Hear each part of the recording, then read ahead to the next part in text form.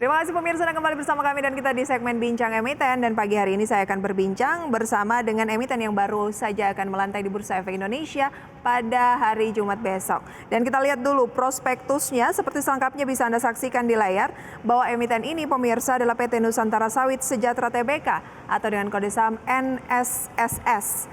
Sektornya adalah consumer non-cyclicals, kegiatan usaha aktivitas perusahaan holding dan aktivitas konsultasi manajemen lainnya.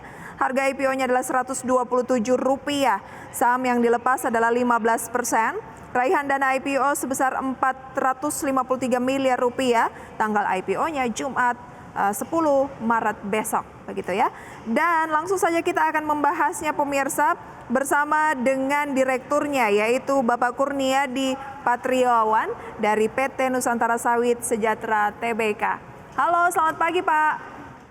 Selamat pagi Bu. Halo. Terima kasih banyak untuk waktunya. Langsung saja ya, ini lebih dekat dengan NSSS gitu ya. Di prospektus disebutkan bahwa kegiatan usaha dari perusahaan ini adalah aktivitas perusahaan holding dan juga aktivitas konsultasi manajemen lainnya. Dari namanya sih sawit begitu. Tapi boleh dijelaskan lebih jauh terkait dengan kegiatan usaha ini Pak? Jadi NSSS itu Bu adalah perusahaan holding dari 5 perusahaan perkebunan kelapa sawit. Sehingga memang kegiatan usahanya adalah konsultasi manajemen, namun merupakan parent company dari 5 perusahaan perkebunan yang aktif, Bu. Oke, 5 perusahaan yang aktif ini adalah entitas anak usaha ya? Ya, betul, Bu. Ada PT Nusantara Sawit Persada, PT Borneo Sawit Perdana, kemudian PT Prasetya Mitra Muda ya, kemudian PT Hamparan Mitra Abadi, PT Bina Sarana Sawit Utama. Mana nih dari kelima lini usaha ini atau anak perusahaan ini yang memberikan kontribusi terbesar terhadap kinerja dari perusahaan? Ya, jadi Nusantara Sawit Persada, Bu, merupakan perusahaan yang pertama beroperasi dan sudah memiliki perkebunan dan juga pabrik kelapa sawit. Itu merupakan kontribusi terbesar dari revenue kami. Berikutnya adalah Borneo Sawit Perdana dan juga Prasetya Mitra Muda yang juga sudah planted dan operasional. Namun belum memiliki mill, sehingga memang revenue-nya paling besar dari NSP, which is yang Oke, lini bisnisnya seperti apa nih? Dan HMA yang berikutnya adalah prospek pengembangan kami ke depannya. Kalau lini bisnis dari yang berkontribusi terbesar tadi ini adalah Borneo Sawit Perdana ya? Nusantara Sawit Persada, Bu. Oke, apa yang dilakukan oleh perusahaan ini? Halo? Yang NSP, Bu, yang Nusantara Sawit Persada, Bu. Iya, yang Nusantara Sawit Persada. Lantas apa kegiatan utama usaha dari Nusantara Sawit Persada dibandingkan dengan anak usaha lainnya? Perbedaannya? Kebunan dan juga pabrik kelapa sawit, Bu. Jadi ada pabrik pengolahan, jadi ada buahnya. Kalau sudah diterima itu akan di-pressing sehingga menjadi minyak kelapa sawit yang mentah. Oke, berarti hasilnya adalah minyak kelapa sawit mentah begitu ya? Iya. Baik, lantas raihan dana IPO ini kan di prospektus adalah sekitar Rp453 miliar. Akan digunakan untuk apa saja? Yang pertama adalah untuk pembangunan mill berikutnya, Bu. Karena BSP dan PMN juga sudah operasional dan sudah mulai membutuhkan pengolahan mill karena tidak bisa ditampung lagi satu mill. Sehingga kami akan ekspansi mill kedua yang saat ini sedang berjalan dan akan selesai pada akhir tahun ini. Kemudian juga ada penanaman baru, tadi saya sempat sebutkan di Bina Sarana Sawit Utama dan juga Hamparan Mitra Muda. Itu adalah prospek pengembangan kami ke depan. Itu belum ada planted, Bu, sehingga ke depannya kami akan melakukan planted baru di situ. Oke. Juga ada sekitar 20% untuk modal kerja dari perusahaan yang sedang berjalan. Baik, 20% untuk modal kerja dari perusahaan yang sedang berjalan, 80%-nya? Adalah untuk pengembangan baru dan juga pembangunan mill baru. Oke, jadi nggak ada untuk pembayaran utang berarti ya? Ya, nggak ada, Bu. Semuanya ini untuk pengembangan usaha ya? Betul.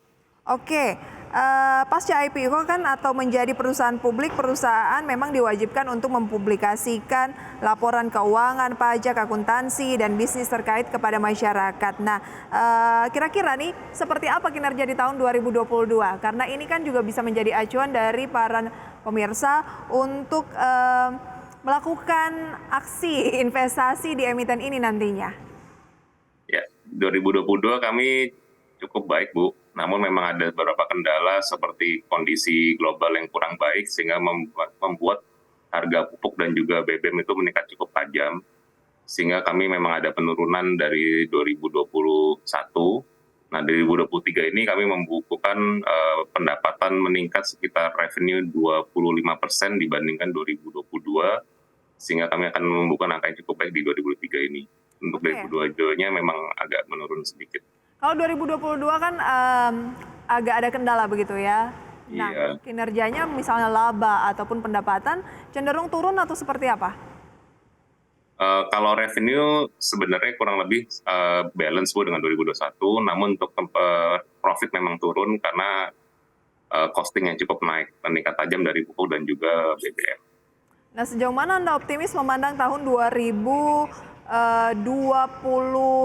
ini sendiri dibandingkan dengan tahun 2022 di mana masih ada kendala terkait dengan komoditasnya juga ya?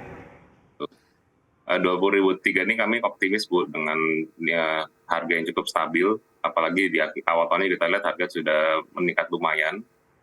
Depannya pun juga kami tidak ada memprediksi tidak ada faktor-faktor penting yang bisa terlalu mengganggu produksi maupun juga harga, sehingga pada tahun ini kami membukukan angka yang mempunyai prospek yang cukup baik, sehingga kami bisa mendapatkan profit yang lebih tinggi lagi dibanding 2022. Oke, berapa angkanya? Nanti akan kita bahas ya Pak Kurniadi. Kita jeda terlebih dahulu.